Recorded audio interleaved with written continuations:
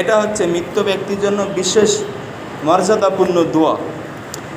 আর যেটা আমভাবে যে দোয়াটি পাঠ করা হয়, আল্লাহুম্মা মাগফির লিহাইয়িনা ওয়া মাইয়িতিনা ওয়া শাহিদিনা ওয়া গায়িবিনা ওয়া সগীরিনা ওয়া কাবীরিনা ওয়া যাকারিনা ওয়া উনসানা, আল্লাহুম্মা মান নাহইয়াতাহু মিন্না ফাহইয়া আলাল ইসলাম ওয়া মান তাওফাইতাহু মিন্না ফাতাওফাহু আলাল ঈমান, আল্লাহুম্মা লা তাহরিমনা আজরাহু ওয়া লা তাফতিননা বা'দাহু।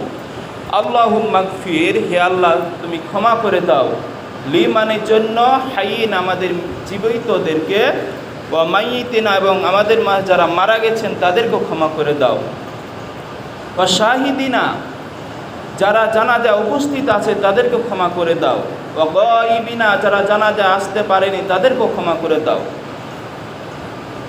ওয়া সগীরিনা আমাদের ছোট বাচ্চাদেরকে ক্ষমা করে দাও, ওয়া কাবীরিনা আমাদের বয়োজ্যেষ্ঠ বৃদ্ধ মুরব্বীদেরকেও ক্ষমা করে দাও। তারপরে যে হে আল্লাহ আমাদেরকে ঈমানের উপর রাখো আর আমাদেরকে জাহান্নামের আগুন থেকে রক্ষা করো। এই দোয়াটা আমরা আমভাবে বলে থাকি, এটা মৃত ব্যক্তির জন্য খাস নয়, অর্থাৎ এটা সকল মৃত ব্যক্তিদের জন্য, সকল মুমিন মৃত ব্যক্তিদের জন্য এবং সকল জীবিতদের জন্য, ছোটদের জন্য, বড়দের জন্য, বয়স্কদের জন্য, উপস্থিত অনুপস্থিত, জানাজায় যারা গেছে তাদের জন্য, যারা যায়নি তাদের জন্য, সকলের জন্য এই দোয়াটা রয়েছে। এটা কোনো খাস বা নির্দিষ্ট দোয়া নয়, তাহলে খাস বা নির্দিষ্ট মায়েতের জন্য দোয়া হচ্ছে ওইটাই, আল্লাহুম্মা গফির লাহু ওয়ারহামহু ওয়াফিহি, এই দোয়াটা করতে হবে।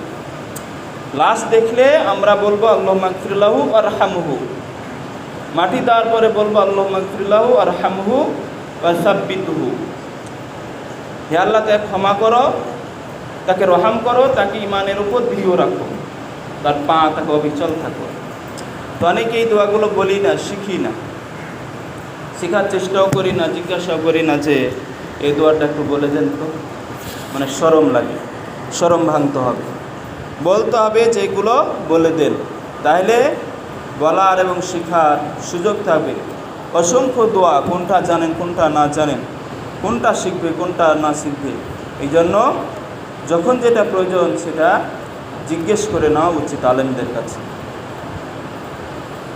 আমরা যে জানাজায় যাওয়ার পরে তারপরে কি মাটি দিই, মিনহা খলাকনাকুম ওয়া ফিহা নুঈদুকুম ওয়া মিনহা নুখরিজুকুম তারাতান উখরা, এই মাটি থেকে আমি তাকে সৃষ্টি করেছি, এই মাটিতেই আবার তাকে ফিরিয়ে দিব এবং লাস্টে এই মাটিতেই আবার প্রত্যাবর্তন হবে। তাহলে এটা হচ্ছে কোরআন মাজিদের একটি আয়াত।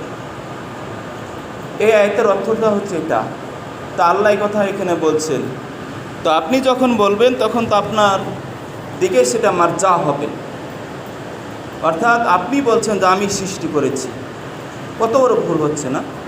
আপনি বলছেন আমি মানুষকে, যে মানুষটি মারা গেল তাকে মাটি থেকে সৃষ্টি করেছি, এই জন্য এটা কোরআন মাজিদের একটি আয়াত। পড়লে নেকি রয়েছে, কিন্তু মাটি দেওয়ার সময় পড়লে গুনাহ রয়েছে।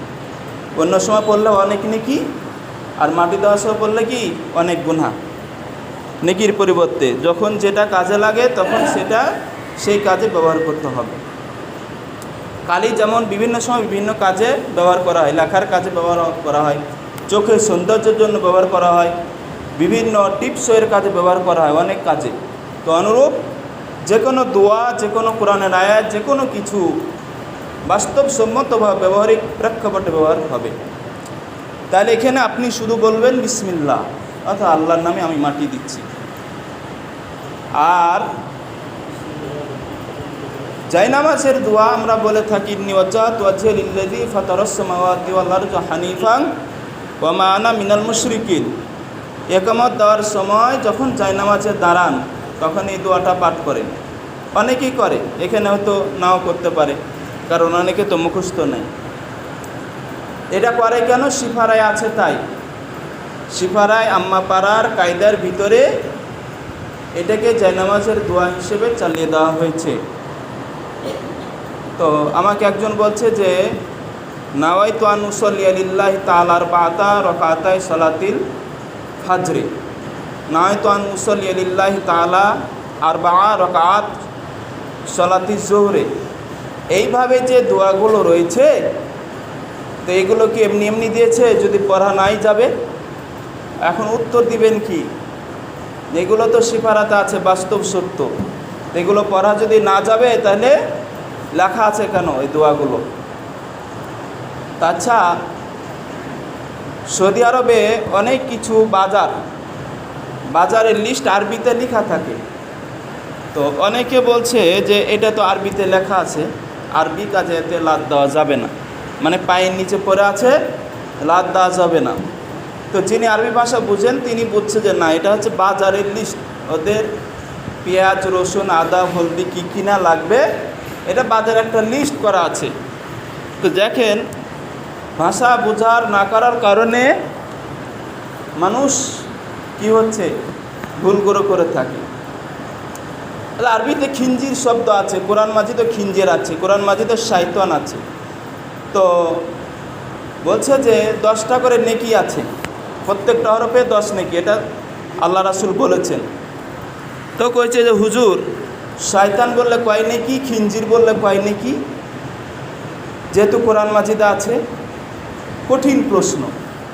কোরআন মাজিদের একটা হরফ বললে 10 নেকি, আর শয়তান বললে কয় নেকি, খিঞ্জির বললে কয় নেকি? শয়তানও কোরআনের শব্দ, খিঞ্জিরও কোরআনের শব্দ। এখন নিবেন খেলা। তো আপনাকে এমনভাবে প্রশ্নগুলো করা হবে উত্তর দিতে যাতে আপনি হতভম্ব খেয়ে যান। হ্যাঁ, কোরআন মাজিদ যখন সিরিয়ালে পড়া যাবে তখন শয়তান শব্দটা আসবে, ওখানেও নেকি পাবে। আউযু বিল্লাহি মিনাশ শাইতানির রাজিম, আমি বিতাড়িত শয়তান থেকে আল্লাহর কাছে আশ্রয় চাই। শিন ইয়া তা আলিফ নুন, শিন ইয়া তা আলিফ নুন, 5টি অক্ষরে 5-10-এ 10 নেকি সর্বনিম্ন, 5-10-এ 50 নেকি পাবেন সর্বনিম্ন। এই 50 নেকি আপনার আমলনামে লেখা হবে।